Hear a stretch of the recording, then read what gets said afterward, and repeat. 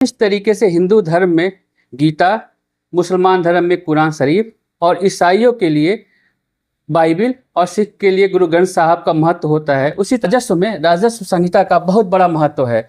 काफ़ी सारे लोग इसके बारे में नहीं जानते हैं। आज हमारे स्टूडियो में राजकुमार जी हैं जो इतनी बड़ी राजस्व संहिता के बारे में हमको जानकारी देंगे।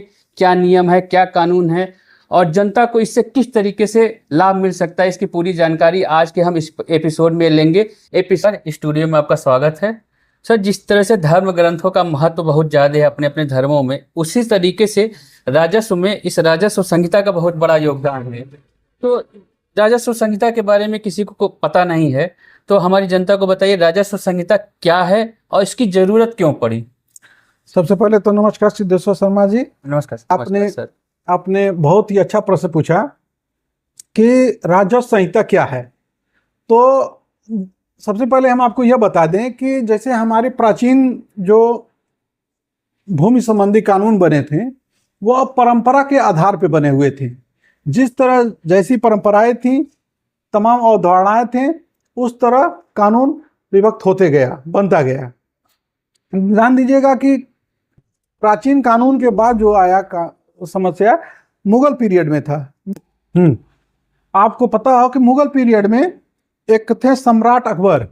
सम्राट अकबर के समय में राजा टोडरमल थे। जो राजा टोडरमल जी जो हैं वो राजस्व संहिता के जनक माने जाते हैं। देखिए, जनक मानने का तात्पर्य उनका यह था कि सर्वप्रथम इनके द्वारा जो राजस्व अभिलेखों को क्रमबद्ध किया गया, जिसमें आप बहुत चर्चित है खसरा, खतौनी और अन्य अभिलेख जो लिपिबद्ध किया गया।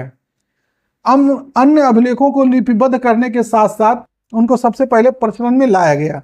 देखिए, वहाँ पे जो अलग अलग कानून बनाए गए थे, फिर अंग्रेजी पीरियड आई, तमाम ऐसे गवर्नर जनरल आए, वायसराज आए, जो भूमि संबंधी तमाम कानून बनाए, तमाम कर बनाए, तमाम अस्थाई बंदोबस्त, जमींदारी और महालवाड़ी, ऐसे करके तमाम अलग अलग कानून बनाए, जिसके अंतर्गत यह पता चला कि माने स्थान और उसके परंपरा के हिसाब से, बोली के हिसाब से वह कानून बनाया गया।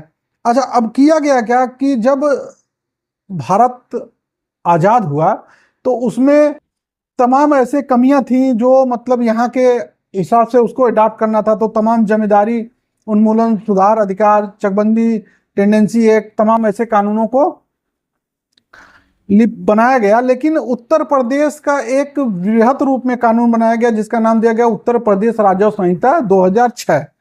इसके अंतर्गत कई कानूनों को, कई माने धाराओं को एक जगह कानूनी रूप में संकलित किया गया।